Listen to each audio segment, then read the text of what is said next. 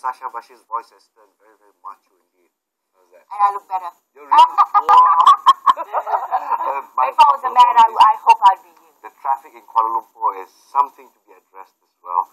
But well, that's a story for another day, isn't it? In another day, another time, another place. Well, our topic is on missing children, and the thing is, of course, with the case of poor little William Yao, of course, the highlight is on missing children under 12 years old. If you go 18 years and below, my goodness, it's going to be a whole different story. But at this point in time, let's take a look at some statistics here on the motives of children going missing for 3 years running. And if we take a look at the numbers, two of the most popular motives are number one, peer pressure, of course, following friends, and number two, which accounts for 21 out of the 68 cases in 2012, is seeking for freedom. Now, let's ask our panel over here, what child under 12 years old would seek for freedom? Exactly what kind of freedom are we talking about? Yeah. That would be possible.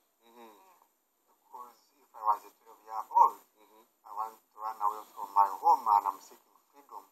Yes, the fundamental question is what kind of freedom? Exactly. But that might also be symptomatic of the kind of situation at home.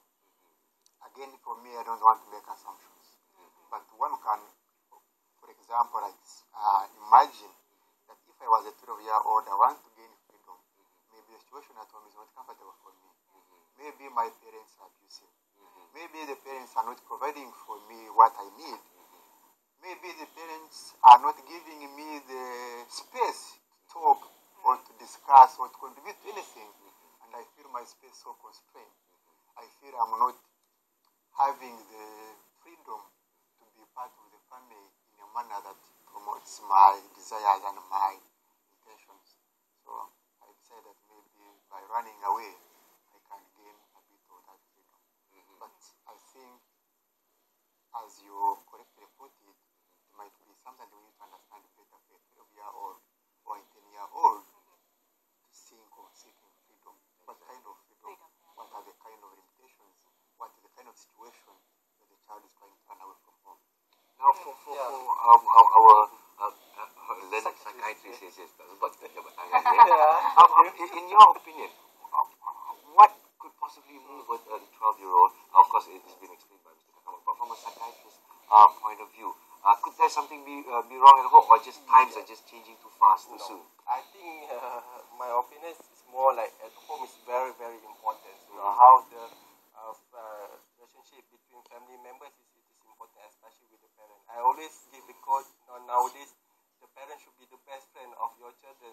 So at least if any problem, if they want to ventilate their thought, their emotion, they won't seek other people, not in the social media, not with a friend, but to the parents. But it's very challenging. It is easy to say rather than to do. And sometimes freedom in the context of restrictive parenting, you cannot do that, you cannot do this, at the same time, and how Asian values come into play. Yes, and they keep the children at home only, when the school holiday also not going anywhere. So I mean, talking about the whole context, the children sometimes feel they would be better off with a friend, go out from the house, they can meet with whatever they like, this is under 12 years old. In the immature state. So they think they'll be okay. They will be, they don't think about the bad consequences, what might happen, Of course. Parents are there already going and wiping the sweat off their brows. That's what I was saying. All parents here, so all stressed out. Exactly. It's an issue that touches everyone's heart, actually, not just parents. But of course, as we brought in Encik Muhammad Ali Taib, yang berusaha from the Children Division of the Social Welfare Ministry of Women, Family and Community Development. Now, when cases like this happen, when kids go and seek for freedom, and that accounts for 1/3 of all the cases that are missing, what should a parent do in terms of reporting to the police? Of course, you've got to make a police report. When do you make that police report? And of course, we've got, ever since the tragedy of Nurin Jasmine Jasmine, we've got Talia Noor and Noor Alert as well. Can you walk us through the process, Encik? Alright. Actually, let me explain what is Talia Noor and also what is Noor Alert. Okay. Noor Alert, or NUR, would stand for National Urgent Response Alert, which is a responsible media or means to spread information quickly and as fast as possible to help trace missing children, which is below 12 years old. And this particular NOR alert is actually checked by the Royal Malaysian Police. I see. The Royal Malaysian Police takes over NOR alert, yeah? Yes. And then, on the other hand, the talian NOR or NOR online, or the number would be 15999. Yes, 15999 would be a line which is for us or anybody who want to make a report or to call in for support, yeah? Yes, for the support, for the abuse, neglect, domestic violence, juvenile problems, for the child, and also for the woman, and also for anybody in seeks to the information that or services provided by our agency under the Ministry of Women, Family and Community So Development. that particular line, Talian NOR, is actually for people to call in, Yes. most probably children, teenagers, those in trouble, to call in and report if they're abused, or do they think they're being abused, Yes. either sexually or non-sexually.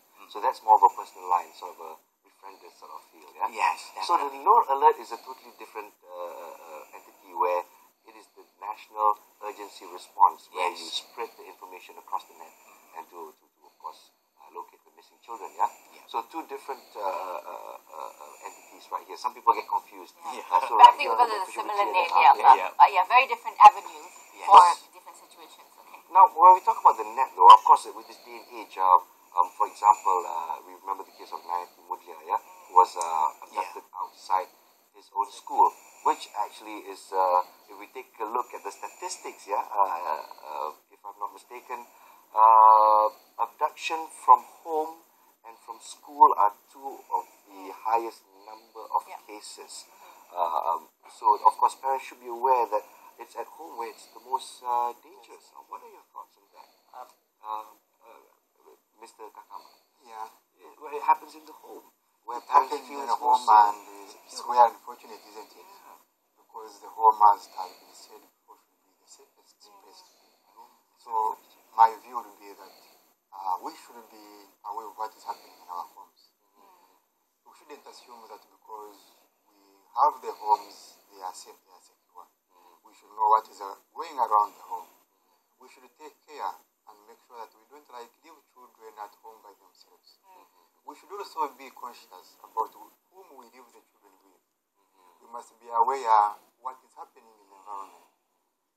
If it were possible, if you were to leave your child home by himself or herself, if it were possible to alert your neighbor or alert somebody that, I'm leaving, but I'm leaving this child alone at home, that would probably help.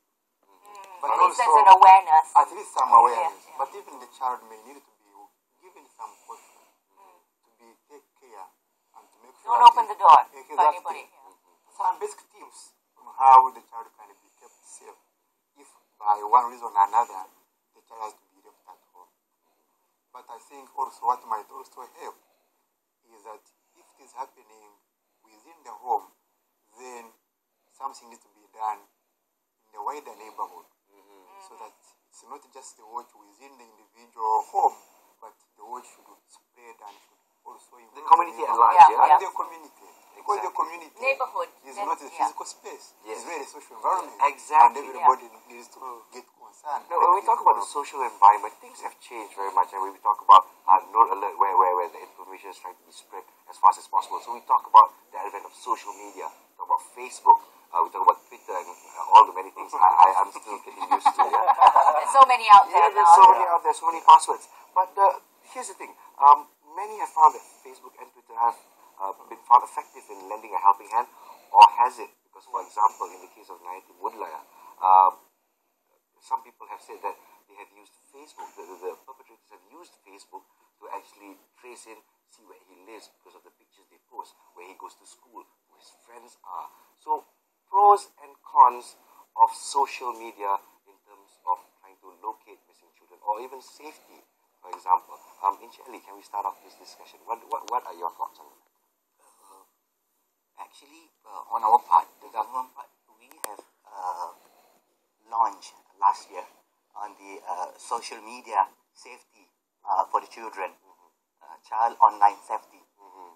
There are several tips, guidelines for the children to follow, and also this would be stress more for the parents to follow. The adults should be taking Yes, that. definitely. Because when we say something to the children, it should start from the adult. Because if the parents keep on alert on this particular tips and also guideline, definitely their children will follow.